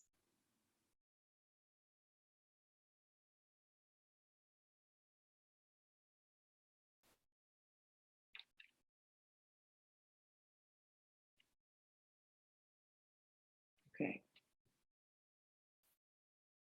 Now the question to each of you. What's your workplace communication? Wait. Can you go back real quick? Yes, I can. Thank you. Sorry. No, you don't have to apologize. Remember, this is for you all, right? So whatever you all need, let me know. Okay. 4. Okay. I finished. All right. So we have a lot of 4s. All right, this is wonderful. So, yep, keep going. If you are 3 and 4 for me. okay, perfect. So let's go through what this means. You, right? can you pick 2? You can pick 2? If you would I'd like 2 and 4. I don't care for 1 and 3. Perfect. So really the main thing is if you want to pick 2, you can, right? The main thing, okay, Estelle, that 3 might be a little too many, Estelle. So I'm gonna push you to narrow it to 2. But when I go through each one, you'll be able to more clearly see how this is relevant to you and how it isn't. Because remember, the main point of this is whenever someone's selling an idea to you, there's information you're looking for. Like you can't say yes if this information is missing, but they're speaking to you from the information they need, not from the information you need. So let's talk about what this really means. So no one in here picked 1, but 1 tends to be a common communication style at work, or think about even how you persuade people in life, right? So personal communication style is this. If you think back to the first pitch, it was, hey, I'm bringing this up because you mentioned this in a meeting. So the big picture for personal communication style is you value emotional anecdotes, if this is your style, but it's not anyone so far. You value emotional anecdotes and individual details that let people know why you care. What are you listening for? You're listening for shared interests and personal feelings, right? The person said, I feel. The colleague was like, I feel this will help students see that we keep them top of mind. What you're not listening for is you're like, don't tell me what you tell everyone else. Customize the conversation. Make it about your knowledge of my interests. So what your natural strength is. Anyone who has a personal communication style is very good at keeping the person in mind. They respect people's feelings in a process. Now, only a couple of you here have mentioned that you were sold by 1. So again, if you go to pitch 1, right, this is what it looks like. We talked about a new onboarding system would increase outcomes, a lot of I feel, I remember. Now, if you don't have a personal communication style, but you are talking to someone with a personal communication style, so you're talking to Estelle, or I think we have another person in the chat. So what you want to communicate with them is you want to emphasize that you're aware of how others feel. When you talk to them, speak to Estelle's interests and values, highlight how your idea impacts people, and explain how this idea benefits the organization, right? The counseling department's stakeholders. So when we talk to people with personal communication styles, they care about who are you doing this for and how would it help them? You have to answer those 2 questions or else they're not going to be bought in, right? Let's keep going. If you picked 2, which we do, we have actually a bunch of 2s in here, then you have a functional communication style. Now, when your communication style is functional, you value identifying the steps it takes to get the job done. What you need are details and timelines. What you do not care about are ideas without implementation. So functional people are people who, if you tell them you want to do something, like, oh, let's go out to eat, they're going to be like, okay, but how? Where do we have to meet? What time? Who else is coming? Right? So functional, very much, in order for them to fully understand or to fully buy in, they need to know, how is this going to get done? So what they're Excuse very, me, it's so funny that that's the analogy of it, because that is me, like, to the T, just be like, what are we doing? I don't want to hear anything else. Oh, wow. So that's good. Thank you. Yeah, you're welcome. So now, Raina, what you can tell people is like, hey, there you go. Other people, Sonia, yep, Hamam, exactly. You all are the people that are like, listen, if you can't tell me that this is what you want to do and then not tell me how it's going to get done, they're not going to get your buy-in. It's not enough. And so, but for me, it's not only that. Because there's lots of words, right? Everyone has lots of words and everyone has lots of thoughts, but not too many people are doers. And I like doers. I'm a doer. I don't want to talk. I don't want to hear the lip service. Raina, I'm glad you mentioned that, because for functional communicators, that's what you're listening for, right? That's why you care about implementation. You're like, that's nice. How's this going to get done? So exactly, you listen. People who are functional, what I will say to you all, and to Raina's point is, because of the emphasis on details, and I fall in this category as well, especially when I teach, for people who are not functional communicators, we can overwhelm them. You all, myself, we can overwhelm them, because it's so much you're asking people to, there's logistics related to action that people don't have. So they can be like, oh my God, like this is a lot. So again, just to keep that in mind. But I'm glad, the main thing, again, what you all are listening for, right? Look at this pitch. You're talking about this is how it's currently done. This is how things would change. You need action. You need, okay, how is this going to get done? What's going to change? You need the what, right? So personal needs that. The who, you all need the what. What are we going to do? What's the action? Exactly. So when people talk to you all, what they want to know, what the way people should speak to you all is, you have to emphasize tasks and timelines, actions, right? People talking to you have to speak to daily tasks and responsibilities. They have to highlight how their idea impacts the current order of operations, right? Let's take, we're going out to dinner. Okay, well, Rena, when do you finish? Okay, so you finish at 5. So after that, I need you to meet me here. Or maybe you're gonna meet this person, right? You have to be able to connect whatever the action is, especially when it's relevant to you, to how it's gonna be implemented in your schedule. You're also I'm sorry, go ahead. I didn't mean to cut you. No, go ahead. Oh, well, I was gonna say that I find that, or do you find, or for those that do pick 2, do you find that people tend to think that you're too much, like you're, like you need to slow down, you're going too fast? People tend to think that it's too much. So how do you respond to that? Do you get that from in your life that, oh gosh, it's too much? Anyone else ever had anyone who's functional ever had someone say, whoa, that's a lot, or like, I didn't get there yet, or like, this is too much? Anyone ever had that kind of experience as a functional communicator? You can write it in the chat. No, not necessarily with me, because I make myself clear, like upfront. So yeah, just break down exactly what you need, and that's it. And they understand. So it's up to them, do they want to take it up or not? So Estelle, I'm glad you said that. And it seems like you're seeing, yep. So look, so some people have some people have and some people haven't, but the main actionable advice from this is, if you are functional, you should tell people, listen, up front, what I need to know is XYZ, right? How is this going to get done? You're allowed to say that. And that will help people understand not only the lens you speak from, but also how they should speak to you. So up front, if someone's speaking to you, hey, this is what's important to me, how's this implemented? For other people, when you all go to speak, you can frame it and say, hey, listen, I'm focused on implementation, so I'm gonna give you a lot of details here. And it's nothing wrong with owning that. But having it feel, it's didn't you hear, oh, you have such a strong personality, and it's, yes, that's how do you respond to that? Well, you do. It's not, so here's the thing. It's not, you're not, For your lens of functional, you care about action. For someone who hasn't thought through that, what they mean is like, there's a follow through you all need immediately. Like you all need people, don't just tell me what it is. What is it? Right. So the point of it, Raina, is this almost reminds me of what Hammam was saying. You do have a strong personality, and what you can let them know is, yes, I do have a strong personality. It's because I have a strong penchant towards action, right? A strong bias towards taking action, a strong emphasis on action. So when anybody tells you anything, you hear the idea, but you also hear how it has to get done. For people who are not used to that lens, because remember, communication style is a lens, that can feel overwhelming. So you can let them know, listen, what you can say to them is, if you don't have the answers now, that's okay, but I need you to think about this, because this is what I need in order to understand how to make this work. Because you can't turn off that you have needs.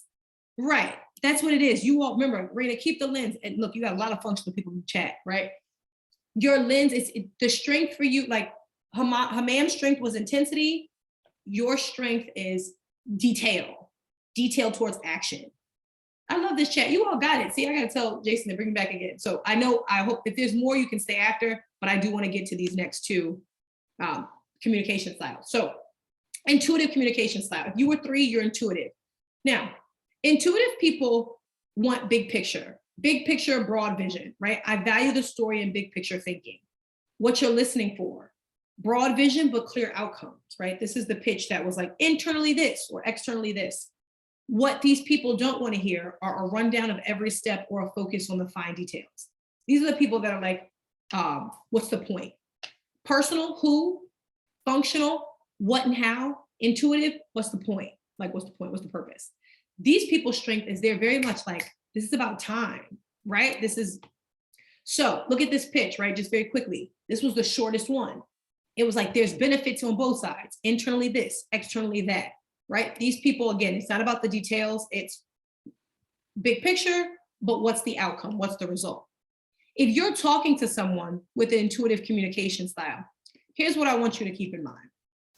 So when you're talking to people with an intuitive communication style, these are people that value the big picture and creative thinking, right? There's an overarching story. So when I say creative thinking, what I mean by these people is it doesn't have to be exactly linear, but they do have to know what your end game is. So it can be a story, but what's the end game? Did we have anyone who selected this one? I don't think so, but that's okay.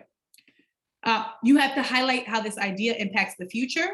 You also have to explain how the idea improves the bottom line, right? And actually at organizations, they have different bottom lines associated with revenue. But here's the big thing for intuitive speakers. You are always listening for so what? A lot of details, you're like, I don't need all that. But like, what's the point, right? These people are very much like, what's the point? Now, for people who seems like the power of the mind, but with number 4, I need numbers. Yep, okay, so Lee, great point. So for analytical, right, if you selected number 4, you are an analytical communicator. You value evidence that supports your conclusion, or really any conclusion, right? It can be an objective conclusion, but you're like, I need evidence. These are the people who are like, where did you get, if you quote research, they're like, well, what research? What survey? They're very focused on where you got the information from. So they listen for data and facts. If you go to number 4, the pitch number 4, we'll go back to it. There's a lot of statistics in there, or percentages, or the survey said this. What these people are listening for, so is recommendations, not anecdotal. It's not about what people feel. It's about what's the reasoning, what's the mathematics, or what's the logic behind it. Their natural strength is gathering evidence toward an objective conclusion. They're very big on accuracy, right? These are the people that are like, okay, well, how do you know this many people? Or what did the survey say? How did they collect the information? So again, you can look at this one, 25%. They did a student survey. This is all about the goal of 20% in students served. Yep, I'll say, see, a lot of yeps, right? So the biggest takeaway I want you all to take from these communication styles, especially as we wind down in the last minute, is everybody does not need what you need to say yes or to feel motivated or excited. Everyone, so when you feel like you and someone are misunderstanding each other, I want you to ask them this question. Hey, In order for you to understand this, do you need to know who this is going to impact, how it's going to impact them? Do you need to know how this is going to get done, functional? Do you need to know big picture, what the outcome is and the point, intuitive? Or do you need the numbers that support why this is the best pathway, analytical, right? Do you need data and facts, or even quicker? Do you need data and facts? Do you need to know how people's attitudes are about it? Do you need to know what the results are going to be? Or do you need to know how this is going to get done? So, yep, exactly. So what we're going to do, okay, so I know we have to go. This is the end. So what I want you all to leave with for today, remember, speaking with confidence is a formula. Content, smallest amount, but very important for being clear and relatable to your audience. Tone, engaging, dynamic, charismatic. So much of what you all put: confident, philosophical, competent, all those things. Tone, body language, presence, visibility. How comfortable are you with the spotlight on you? Authority, right? That's the formula you're gonna, as a speaker, pay attention to. How's my tone? How's my body language? What's the appropriate content? Also, what we can do when we're nervous is in the ebook as well. Second piece, each of you identified today your communication style. What you need in order to say yes, in order to be motivated, in order to be bought in, is different depending on your style. Personal, how do people feel? Is this important to their values? Functional, how's this going to get done? Where's the action? Intuitive, what's the big picture? What's the final result? And then analytical, give me the numbers, give me the facts, and does that support the conclusion? So I want to thank you all for your time today. I really appreciate it. You all spend this time with me. You all, it's been engaging. I hope it's been helpful. And the other piece for me is I'm going to stay on for another 10 minutes. So if you have any additional questions, I welcome the opportunity to answer them. So thank you all so much for your time today. Thank you. Of course, thank you, Tiana. Thank you all for your engagement and feedback. Yeah, for sure. Have a good night and have a great weekend. Have a wonderful holiday as well. Oh yes, thank you all so much. Thank you. Same to you. So I want to thank you all for being here. I know I don't think I can be seen because I don't know how to remove the pen on this one. So I want to thank Lorise, first of all. Thank you, Lorise, for being here. It was great. I listened. I felt it was really inspiring. I loved the engagement. I thought everybody sort of got a little bit out of this. And so I want to thank you. Let's give her a round of virtual applause. And then I wish I could remove the pen. I'm sorry, I don't know how to do that. But it's probably better since you're going to stay on. But I also want to thank all of you for being here and for hanging out and for coming out this Friday before Thanksgiving. Remember, we don't have a workshop next week. We're going to have a break. But we got 2 more coming later on in December. And I look forward to seeing them. That being said, for those of you that are going to hop off, I want to wish you a happy holiday, some good rest, some success on any midterms that you've got coming up this week. Take a little time out for yourself to spend some time either with your family or with a book or a great movie, and take a deep breath because, you know, the big push is coming in December. And it doesn't get easier than now. So I would normally call your name. I'm going to try it again. I'm going to call all your names. So thank you, Sakina. Thank you, Daniel. Thank you, Abdul. Thank you, Asiatu. Thank you, Annie. Thank you, Chris. Thank you, Cynthia. Thank you, Estelle. Thank you, Fatimata. Thank you, Haman. Thank you, Junior. Thank you, Lam. Thank you, Layton. Thank you, Maria. Thank you, Mersada. Thank you, Narcissa. Thank you, Ryan. Thank you, Rena. Thank you, Umu. Thank you, Sally. Thank you, Saran. Thank you, Sabrina. Thank you, Tasha. Thank you, Tiana. And thank you, Zainora and Yassine. I will see you soon, but I'm going to stay on here. I'm going to stay on here and let Lorise talk to you guys. So you got it back, Lorise. All right. Thank you. I'm just going to pause the